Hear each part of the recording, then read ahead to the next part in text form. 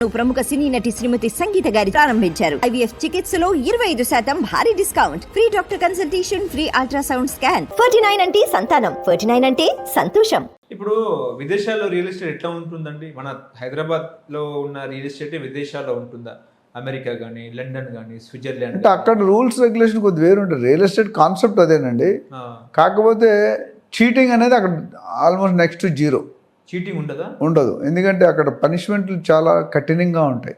Okay. ఇప్పుడు మన బ్రోకర్కి మీరు ఒక 10 లక్షలు అని సార్, రేపు ఫోన్ ఎత్తాడా లేదా అని తెలియదు. స్ట్రీట్ బ్రోకర్స్ నేను చెప్పి కార్పొరేటర్ చేయరు.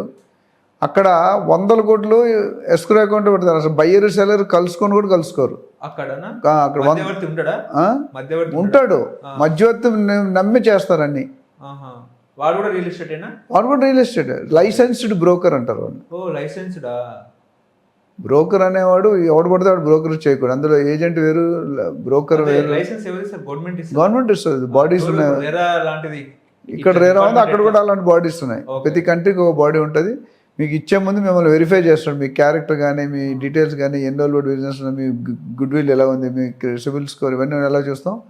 అట్లా చెక్ చేసి అక్కడ 6% బ్రోకరేజ్, మనకి 1-2%, అక్కడ 6% ఇస్తారు. 6% ఇస్తారా? ఆ 6% ఒక సైడే పే చేస్తారు. ఇవి వచ్చింది వీళ్ళిద్దరు సర్దుకుంటారు. ఇక్కడ మనకు 2 పక్కల ఛార్జ్ చేస్తాం కొన్ని కేసుల్లో. అక్కడ ఒక పక్కే 6% వస్తుంది. ఇద్దరు కలిపి 3-4 అవర్స్ బట్టి సర్దుకుంటారు. అక్కడ ఏంటంటే క్లారిటీ ఉంటుంది.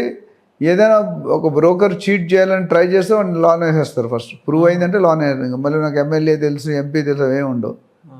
నేను సింగపూర్ ఒకసారి వెళ్ళినప్పుడు 10 years బ్యాక్, విలేజర్స్ 10 మంది గ్రూప్ వచ్చారు. ధోతి కట్టుకొని ఉంటాయి కదా హవాయి చెప్పులతో. సో మలేషియా మేము ప్లాట్ఫామ్ మీద నడుస్తున్నాం, వాళ్ళు కూడా మా ముందు నడుస్తున్నారు. ఒకడు వెళ్తూ స్పీడ్ చేసాడు ఇట్లా. అప్పటి వరకు కార్లో 3 కార్లు వచ్చాయి, 3 సైడ్ నుండి వచ్చి ఆయన ఫస్ట్ కార్లో కూర్చోబెట్టారు. అరెస్ట్ చేస్తామని. ఆయనకు తెలీదు. మన ఊర్లో అక్కడ అన్నీ చేస్తాం. అక్కడ సిటీ మెయింటెనెన్స్ రూల్స్ తీసుకొని లోన్ కూర్చోబెట్టి ఆ పాస్పోర్ట్ లాక్కొని పెనాల్టీ అన్నారు. ఆగితే ఇంగ్లీష్ రాదు, వీడికి తెలుగు రాదు. సో మేము దగ్గరుండి మళ్ళీ మాట్లాడి ఒక గ్యారంటీ ఇచ్చి చెప్పాడు, మళ్ళీ ఇంకోసారి దొరికితే పాస్పోర్ట్ సీజ్ చేస్తాం అన్నారు.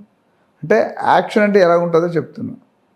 ఒకసారి నేను ఎక్కడో చదివాను, ట్రైన్స్ తరచుగా లేట్గా వస్తున్నాయంట ఫారిన్ కంట్రీస్లో. తరచుగా అంటే 2 గంటలు 3 గంటలు. మన కోనార్కు ఈస్ట్ కోస్ట్ అయితే 24 గంటలు.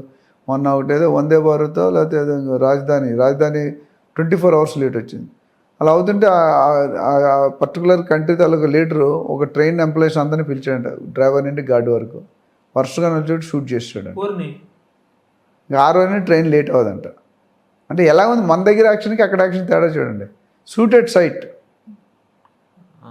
అప్పుడే ట్రైన్ లేట్ అవ్వడం మనిషి అంటే మనం అలాంటి లాలు తీసుకోవాలి, అలాంటి చట్టాలు. ఇప్పుడు మళ్ళీ అసలు డేర్ టు థింక్ చేయడానికే భయపడాలి.